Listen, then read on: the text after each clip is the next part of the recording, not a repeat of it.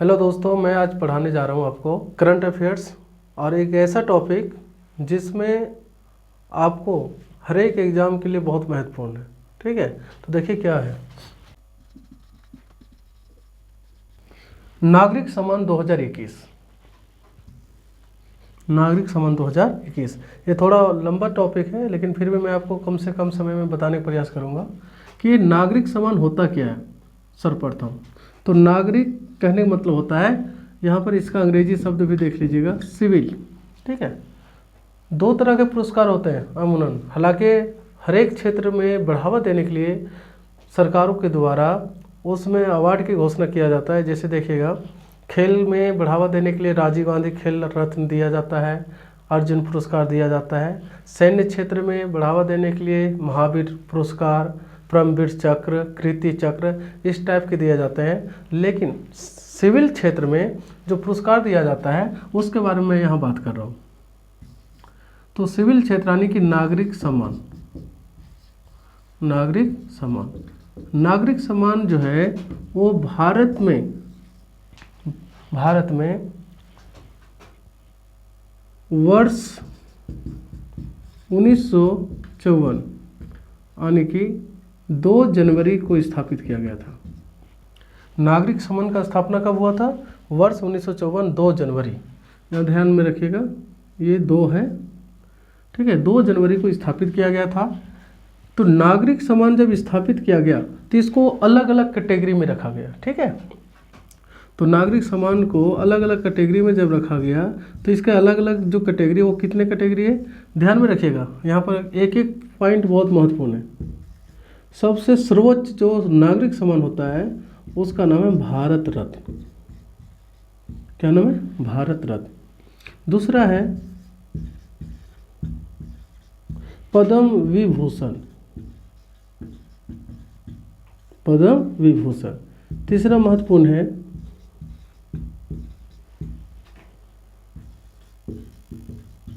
पद्म भूषण। चौथा इंपॉर्टेंट है पद्म श्री।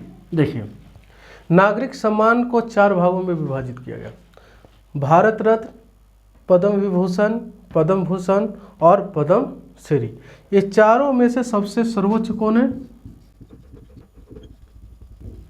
देखिए, ये सर्वोच्च नागरिक सम्मान है। और नागरिक सम्मान में सबसे छोटा कौन है? पद्म श्री। तो ध्यान में रखिएगा, भारत रत्न सबसे बड़ा है और पद्म श्री सबसे छोटा है। यहाँ पर खास बात यह है कि नागरिक सम्मान भारत सरकार के किस मंत्रालय के द्वारा दिया जाता है? किस मंत्रालय के द्वारा? ध्यान रखिएगा। तो इसका आंसर है MHA, मतलब गृह मंत्रालय। गृह मंत्रालय। ठीक है, जो सूची बनाया जाता है पदक प्राप्त करने वाले व्यक्तियों को, वो फाइनल लिस्ट कौन तैयार करता है? MHA, यानी कि मिनिस्ट्री ऑफ होम अफेयर्स। तो आपको कमेंट में बताना है कि वर्तमान में गृह मंत्री, जिसे बोलते हैं गृह मंत्री, कौन है? आप जरूर बताइएगा। आगे देखते हैं इसके बारे में कि पद्म, भारत रत्न, पद्म विभूषण, पद्म भूषण और पद्म श्री ये है। क्या यह पुरस्कार विदेशियों को भी दिया जाता है? जी हाँ, यह जो नागरिक सम्मान है वो विदेशियों को भी दिया जाता है, यानी कि भारतीयों को भी और विदेशियों को भी। तो देखिएगा, यहाँ पर पहला क्वेश्चन है कि क्या भारत रत्न या पद्म विभूषण पुरस्कार क्या भारतीयों को दिया जाता है या केवल भारतीयों को या विदेशियों को? तो यहाँ पर दोनों को दिया जाता है, जरूर ध्यान में रखिएगा। नेक्स्ट आते हैं, देखिएगा कि ये 4 जो पुरस्कार है, ठीक है, इसका शुरुआत तो 1954 में हो गया है ना। तो यहाँ पर आपको देखना है, जो इम्पोर्टेंट है, जो क्वेश्चन पूछा जाता है कि पहली बार भारत रत्न किन किन व्यक्तियों को प्राप्त हुआ? पहली बार भारत रत्न किन किन व्यक्तियों को या किन किन भारतीयों को प्राप्त हुआ? देखिए, पहली बार किन किन भारतीयों को प्राप्त हुआ। पहला नंबर है, ये वर्ष है 1954। यहाँ पे आपको इम्पोर्टेंट बात बताना मैं भूल गया था, ध्यान में रखिएगा कि किसी भी वर्ष या 2021 हो या 2020 हो या आने वाले समय हो, एक वर्ष में 3 से अधिक व्यक्तियों को भारत रत्न नहीं दिया जाएगा। 3 से अधिक व्यक्तियों को भारत रत्न नहीं दिया जाएगा अभी तक के सिचुएशन के आधार पर। हो सकता है कि आगे सरकार इसको चेंज करे। तो 1954 में 3 व्यक्तियों को चुना गया। पहला नाम है, जरूर याद रखिएगा, सी राजगोपालाचारी। दूसरा नाम है डॉक्टर एस राधाकृष्णन। तीसरा नाम है सीवी रमन। ध्यान में रखिएगा, सी राजगोपालाचारी, डॉक्टर एस राधाकृष्णन और तीसरा CV Raman. Doctor S Radhakrishnan का मतलब होता है डॉक्टर सर्वपल्ली राधाकृष्णन। यह वह व्यक्ति हैं जो भारत के प्रथम उपराष्ट्रपति बने थे। इनके बारे में दूसरा महत्वपूर्ण बात है कि इनके जन्म दिवस पर भारत में टीचर्स डे मनाया जाता है, यानी शिक्षक दिवस मनाया जाता है। शिक्षक दिवस मनाया जाता है, मतलब क्या है, 5 सितंबर। ठीक है, तो भारत के प्रथम उपराष्ट्रपति कौन बने, डॉक्टर एस राधाकृष्णन। तो भारत के दूसरा उपराष्ट्रपति कौन बने, तो डॉक्टर एस राधाकृष्णन। ध्यान में रखिएगा, डॉक्टर राजेंद्र प्रसाद के बाद जो भारत के राष्ट्रपति बनते हैं उनका नाम क्या है, डॉक्टर एस राधाकृष्णन। ठीक है, आगे देखिए, सीवी रमन। सीवी रमन जो है भारत के प्रथम व्यक्ति थे जिन्हें नोबेल पुरस्कार से सम्मानित किया गया था। किस क्षेत्र में, तो विज्ञान के क्षेत्र में नोबेल पाने वाले प्रथम व्यक्ति थे। भारत के नोबेल पाने वाले प्रथम व्यक्ति थे, कहाँ के, भारत के, यानी भारतीय। अगर क्वेश्चन आ जाए प्रथम भारतीय जिन्हें नोबेल पुरस्कार से सम्मानित किया गया, वो कोई भी क्षेत्र हो, ठीक है, तो यहाँ पर आपको ध्यान देना है वो कौन थे, तो नाम था रविंद्रनाथ टैगोर। रविंद्रनाथ टैगोर। ठीक है, ध्यान में रखिएगा, विज्ञान के क्षेत्र में पूछेगा, आंसर क्या, सीवी रमन। अगर आपसे पूछा जाएगा प्रथम भारतीय जिन्हें नोबेल पुरस्कार सम्मानित किया गया कोई भी क्षेत्र में हो, तो वो कौन थे, रविंद्रनाथ टैगोर। इन्हें जो मिला हुआ है वो मिला है 1913 में। ठीक है, गीतांजलि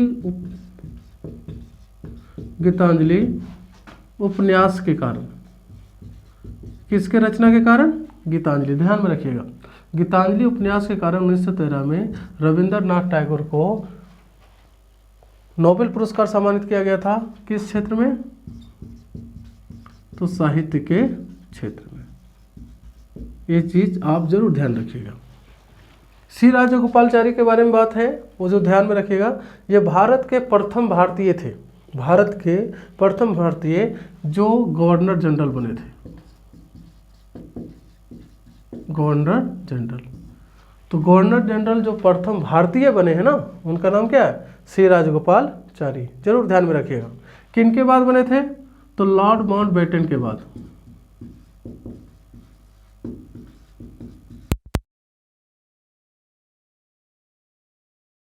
बने, वो कौन बने थे, सी राजगोपालाचारी। तो सी राजगोपालाचारी प्रथम भारतीय भी हैं और अंतिम गवर्नर जनरल बनने वाले व्यक्ति भी हैं। तो 2 क्वेश्चन यहाँ ध्यान रखना कि प्रथम भारतीय जो गवर्नर जनरल बने सी राजगोपालाचारी, अंतिम कौन हुए गवर्नर जनरल के रूप में, तो सी राजगोपालाचारी।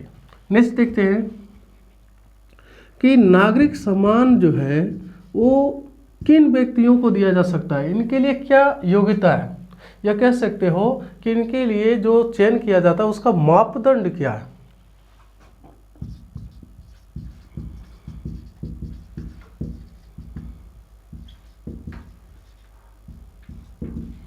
नागरिक सम्मान पाने का मापदंड, देखिए इसमें कुछ बात है जो मैं आपको बता रहा हूँ। इसको 4 क्षेत्र में बांट सकते हैं।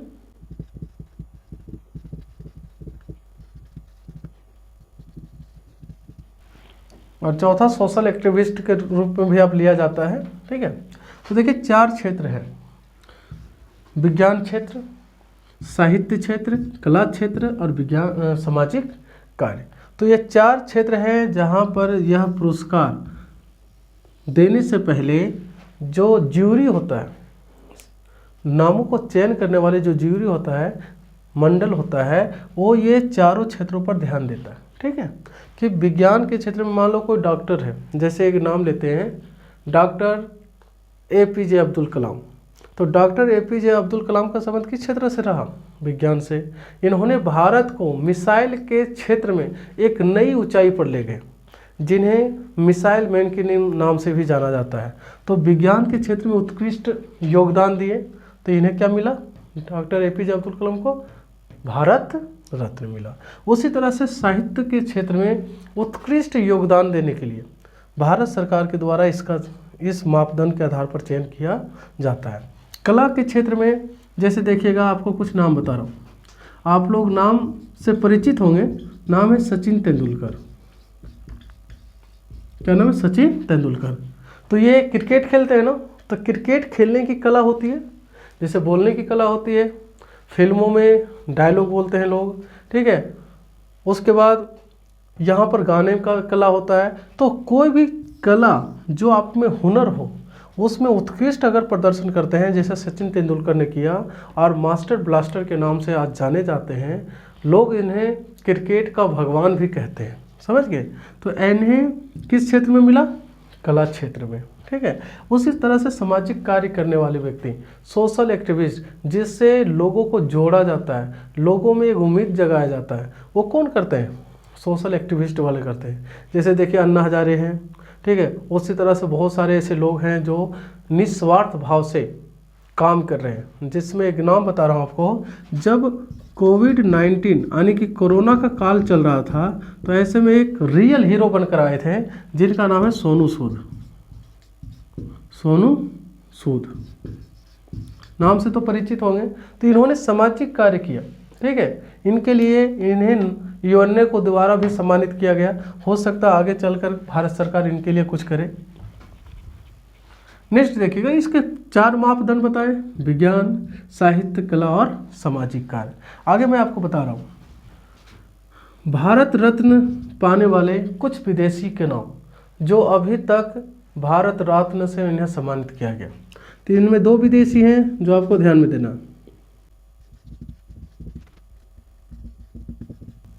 देखिए, पहला नाम है खान अब्दुल गफ्फार खान। यह जो व्यक्ति हैं मूल रूप से या कह सकते हैं अफगानिस्तान के रहने वाले थे। जब भारत का विभाजन हो गया तो ये किस में चले गए? तो अफगानिस्तान में चले गए। तो इन्हें सीमांत गांधी के नाम से भी जाना जाता है। सीमांत गांधी के नाम से भी जाना जाता है।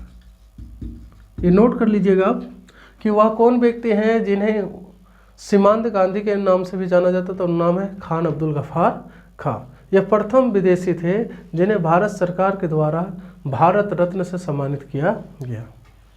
दूसरा व्यक्ति है, ये दक्षिण अफ्रीका के रहने वाले हैं। दक्षिण अफ्रीका के नाम है नेल्सन मंडेला। ध्यान में रखिएगा, दक्षिण अफ्रीका के रहने वाले हैं, नेल्सन मंडेला नाम है इनका।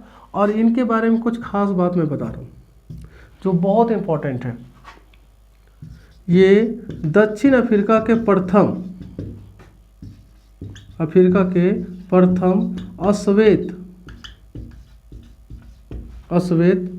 राष्ट्रपति बने। बहुत इंपॉर्टेंट है कि दक्षिण अफ्रीका के इतिहास में पहला अश्वेत व्यक्ति जो राष्ट्रपति बना, उसका नाम क्या था? Nelson Mandela. दूसरा है कि ये गांधी जी को अपना मार्गदर्शक समझते थे और गांधी जी का जो अहिंसा का सिद्धांत है उसी पर आगे चलकर ये एक दिन उस राष्ट्र का, जहाँ पर काले गोरे में बहुत मतभेद होता था, बहुत भेदभाव था, वहाँ पर इन्होंने क्या बने? राष्ट्रपति बने। तो ये कम बड़ा कदम नहीं था जो इनका संघर्ष दिखाता है। इन्हें कहा जाता है अफ्रीका का गांधी। अफ्रीका का गांधी। देखिए 2-3 पॉइंट है जो बहुत इंपॉर्टेंट है, ये तो बहुत बार एग्जाम में पूछा जाता है, ठीक है, ध्यान में रखिएगा। वह कौन व्यक्ति है जिसे दूसरा गांधी कहा जाता है? तो नाम क्या है? Nelson Mandela. ठीक है, अफ्रीका के प्रथम अश्वेत राष्ट्रपति कौन बने? Nelson Mandela. नेक्स्ट देखिएगा कि जब भारत रत्न दिया जाने लगा तो उस समय मृत्युपरांत यानी जो मृत्यु प्राप्त कर चुका है वैसे व्यक्तियों को भारत रत्न नहीं दिया जाता था, जो जिंदा होता था उसी को दिया जाता था। लेकिन इसमें कुछ चेंजिंग आया। लाल बहादुर शास्त्री प्रथम व्यक्ति हैं जिन्हें मरणोपरांत भारत रत्न से सम्मानित किया गया। ये चीज ध्यान में रखिएगा। लाल बहादुर शास्त्री प्रथम व्यक्ति हैं जिन्हें मरणोपरांत भारत रत्न से सम्मानित किया गया। यानी कि क्वेश्चन ये है कि प्रथम भारतीय या प्रथम व्यक्ति जिन्हें पहली बार मरणोपरांत प्राप्त हुआ है तो उनका नाम क्या है? लाल बहादुर शास्त्री। और दूसरा इंपॉर्टेंट बात यह है जो आपको बहुत जरूरी है कि भारत का दूसरा प्रधानमंत्री कौन बने? लाल बहादुर शास्त्री। यानी कि पहला थे पंडित जवाहरलाल नेहरू। पंडित जवाहरलाल नेहरू। जब इनका देहांत होता है तो अल्पकाल के लिए कह सकते हैं या कह सकते हैं आप या अस्थायी रूप से जो प्रधानमंत्री बनते हैं उनका नाम था गुलजारी लाल नंदा। ठीक है, तो गुलजारी लाल नंदा जो है वो लोग यानी जनता के द्वारा निर्वाचित नहीं थे। इन्हें जब तक कार्य करने के लिए कहा गया तब तक नए प्रधानमंत्री का चयन नहीं हो रहा है। तो दूसरा प्रधानमंत्री कौन बनते हैं? लाल बहादुर शास्त्री। यह वह व्यक्ति हैं जो रेल मंत्री रहने के दौरान एक रेल दुर्घटना, छोटी सी रेल दुर्घटना होने के बावजूद इन्होंने अपने पद की गरिमा को समझते हुए पद से त्यागपत्र दे दिए थे। नेक्स्ट क्वेश्चन है कुछ इसमें कि सबसे युवा व्यक्ति जिन्हें भारत रत्न दिया गया। भारत रत्न दिया गया तो नाम है सचिन तेंदुलकर। सचिन तेंदुलकर, ये चीज़ ध्यान में रखिएगा। नेक्स्ट इससे कुछ इंपॉर्टेंट क्वेश्चन है जो आपके लिए मायने रखता है, हर एक एग्जाम के लिए मायने रखता है कि इस पुरस्कार के स्वरूप क्या मिलता है। ठीक है, तो इस पुरस्कार के स्वरूप ऐसा नहीं कि बहुत बड़ा अमाउंट मिलता है, इसमें पैसा वैसा नहीं मिलता। ठीक है, इसमें क्या है कि सम्मान के साथ कुछ छूट है, कुछ सुविधाएं हैं जो भारत सरकार के द्वारा पुरस्कार प्राप्त व्यक्ति को दिया जाता है। तो देखिए इसके स्वरूप में दिया जाता है, पीपल का आकार का होता है, पीपल का जो पत्ता होता है ना उसके आकार का एक बना होता है चांदी पीतल का। ठीक है, वो स्वरूप भेंट किया जाता है। ठीक है, जो राष्ट्रपति के द्वारा दिया जाता है उसमें सत्यमेव जयते लिखा होता है। ठीक है, और इसमें देवनागरी भाषा का इस्तेमाल किया गया। ध्यान में रखिएगा, जो पीपल का पत्ता है, पत्ता, और जो शब्द लिखा होता है ना वो किस भाषा में लिखा हुआ है? देवनागरी में। ठीक है, ये चीज़ ध्यान में रखिएगा। अंतिम बार जो अभी तक सरकार ने दिया है भारत रत्न, वो अंतिम बार मिला है 2019 में। ध्यान में रखिएगा, कब मिला है? 2019 में। 20 में भी नहीं दिया गया, 2021 में भी नहीं दिया गया।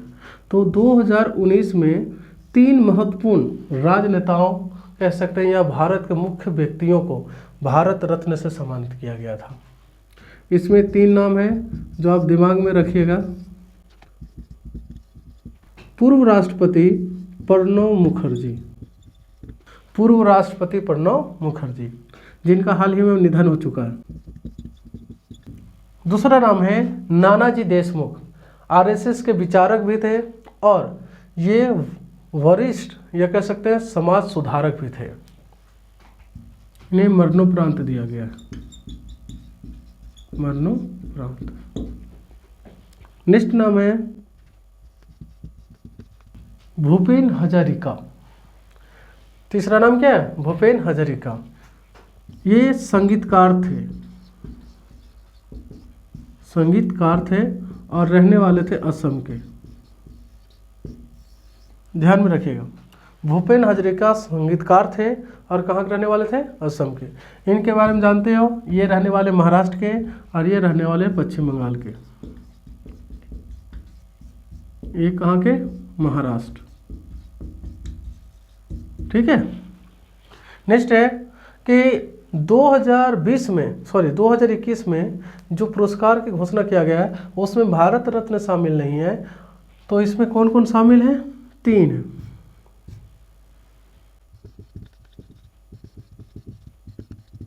देखिए 3 है, पद्म विभूषण, पद्म भूषण और पद्म श्री। इसमें जो चयन किया गया नाम है उसका मैं संख्या बता रहा हूँ, 7, 10 और 102। टोटल कितना हो गया? 119। देख लीजिएगा, ये जरूर नोट कर लीजिएगा आप कि पद्म विभूषण प्राप्त पाने वाले व्यक्ति कितने हुए? 7। पद्म भूषण प्राप्त करने वाले व्यक्ति कितने हुए? 10। और पद्म श्री कितने को मिला? 102 का। तो टोटल कितना हो गया? 119। आपके एग्जाम में संख्या भी पूछ लेता है, तो इस चीज़ को थोड़ा ध्यान में रखिएगा। ठीक है। अब मैं आपको कंप्यूटर के ऑन स्क्रीन पर आपको ये जो डाटा है उसके बारे में आपको बताता हूँ। आगे आपको मैं बता रहा हूँ कि कौन लोगों को कौन सा पुरस्कार दिया गया। सबसे पहला नाम है श्री शिंजो अबे।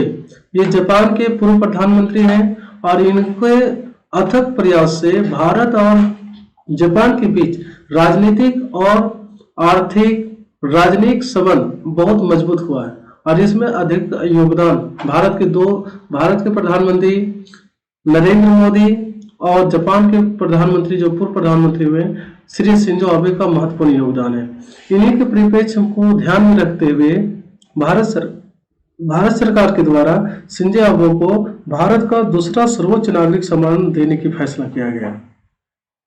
इन्हीं के प्रयास से भारत में प्रथम बुलेट ट्रेन चलाने की योजना बनाई गई है जो अहमदाबाद और मुंबई के बीच में चलाई जानी है।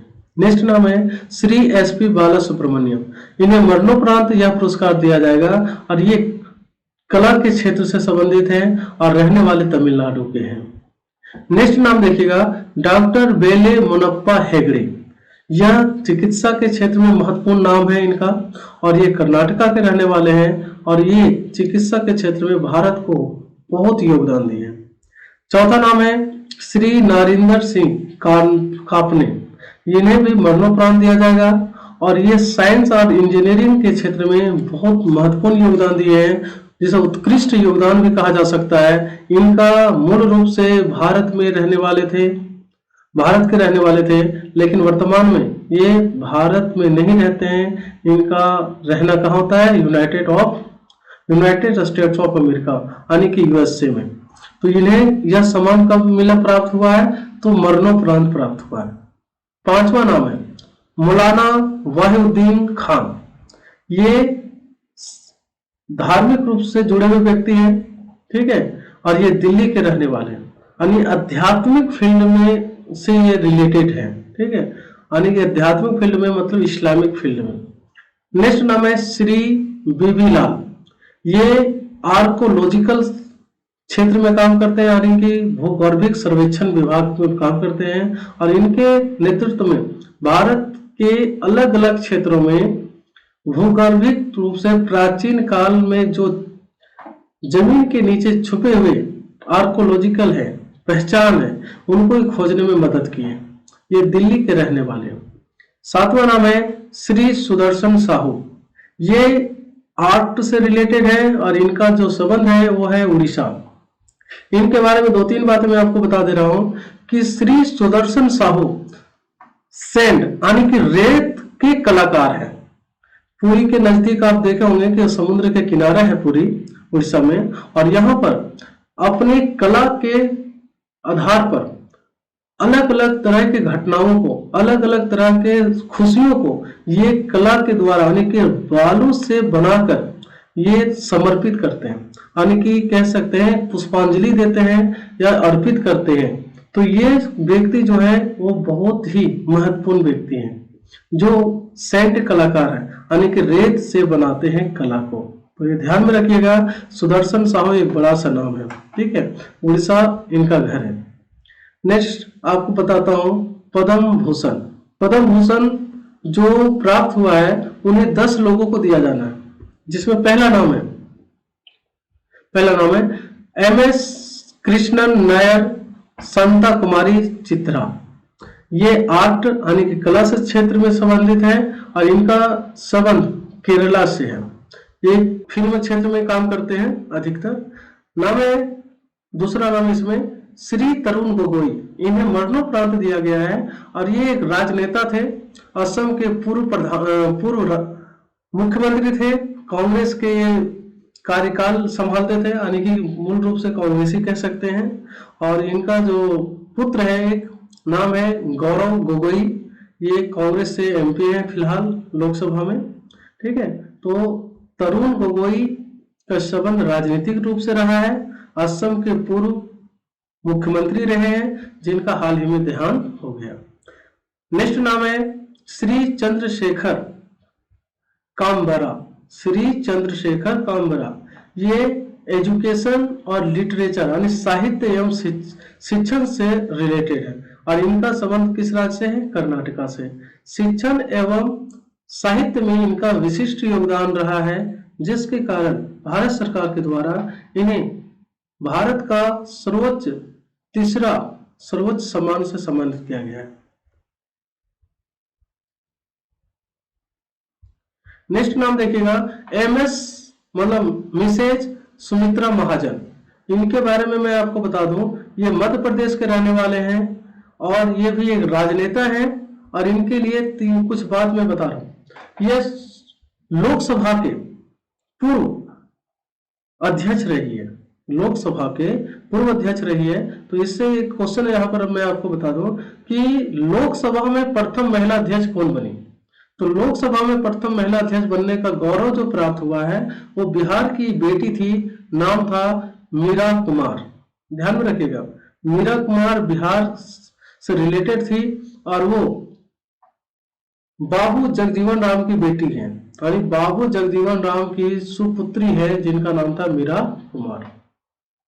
जो आप सासाराम के नाम सुने होंगे, जहां पर शेरशाह सूरी का किला है, ठीक है, मकबरा कह सकते हैं या किला। तो सासाराम लोकसभा क्षेत्र से मीरा कुमार चुनाव लड़ती है। नेक्स्ट है श्री नृपेंद्र मिश्रा। नृपेंद्र मिश्रा से यह बात ख्याल आता है कि प्रधानमंत्री जब पहली बार 2014 में नरेंद्र मोदी बने थे तो उनका निजी सलाहकार पद संभालने वाले व्यक्ति कौन थे? श्री नृपेंद्र मिश्रा। ये उत्तर प्रदेश से रिलेटेड है और ये आईएएस थे। क्या थे? IAS, civil services exam pass किए थे और ये आईएएस थे। कुछ समय तक ये उत्तर प्रदेश के मुख्य सचिव भी रहे थे जब मायावती का कार्यकाल था। नेक्स्ट नाम है श्री रामविलास पासवान। रामविलास पासवान का संबंध बिहार से है और ये बिहार के बड़े दलित नेता हुए। बाबू जगजीवन राम के बाद बिहार में एक बड़ा जो दलित नेता बने उनका नाम है रामविलास पासवान। इनका बेटे हैं चिराग पासवान। इनको यह सम्मान मृत्युपरंत प्राप्त हुआ है और ये जो मृत्युपरंत से पहले रामविलास पासवान केंद्र में खाद्य एवं आपूर्ति मंत्रालय के मंत्री थे। ध्यान में रखिएगा, आपसे क्वेश्चन आ सकता है कि श्री रामविलास पासवान केंद्र में किस मंत्रालय के पदभार संभाले हुए थे, यानी मंत्री थे। तो ध्यान में रखिएगा, खाद्य एवं आपूर्ति मंत्रालय। रामविलास पासवान के नाम पे कुछ रिकॉर्ड है। लोकसभा में सर्वाधिक मतों से विजय होने वाले विश्व के पहले व्यक्ति थे। ध्यान में रखिएगा, रिकॉर्ड मतों से चुनाव जीतने वाले व्यक्ति कौन थे? श्री रामविलास पासवान। हाजीपुर से चुनाव लड़ते थे लोकसभा के। इनके द्वारा एक पार्टी बनाया गया जो वर्तमान में एनडीए के साथ गवर्नमेंट में है, नाम है एलजीपी। एलजीपी यानी लोक जनशक्ति पार्टी, ध्यान में रखिएगा। लोक जनशक्ति पार्टी क्षेत्रीय पार्टी है जो किसके द्वारा गठन किया गया है, तो श्री रामविलास पासवान के द्वारा गठन किया गया था, जिनका निधन हाल में ही हो गया है।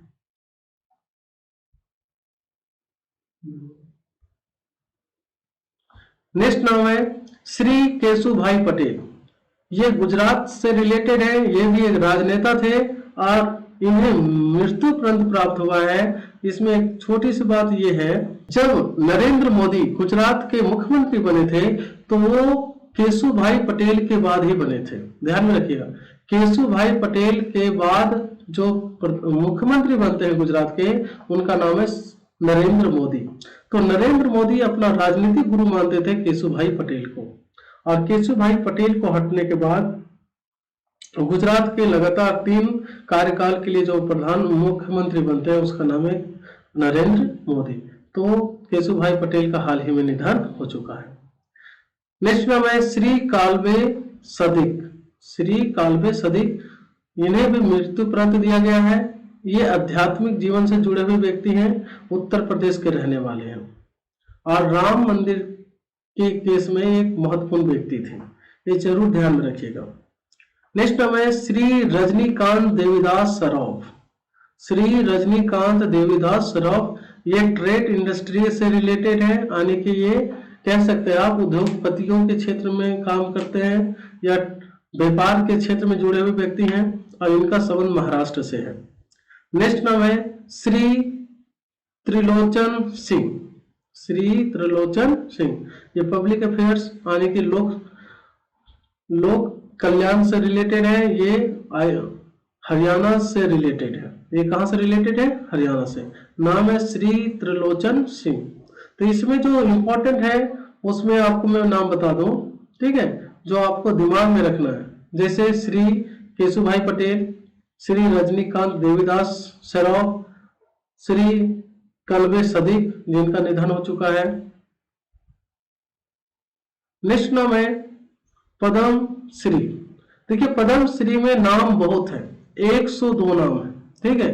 तो इसमें आपको जो है अपने राज्य विशेष के तौर पर, जैसे उत्तर प्रदेश में है श्री गुलफम अहमद, तो जो स्टूडेंट उत्तर प्रदेश रिलेटेड है तो उत्तर प्रदेश के एग्जाम के आधार पर तैयार कर लीजिएगा थोड़ा, क्योंकि इसमें नाम बहुत है, 102 नाम बता पाना मुश्किल है। मैं आपको ये तीनों अवार्ड का पीडीएफ के रूप में आपको मैं वीडियो के डिस्क्रिप्शन में आपको दे दूंगा, जहां से आप पूरी तरह से डाटा को पढ़ सकते हैं। Thanks for watching this video. मिलते हैं नेक्स्ट वीडियो में।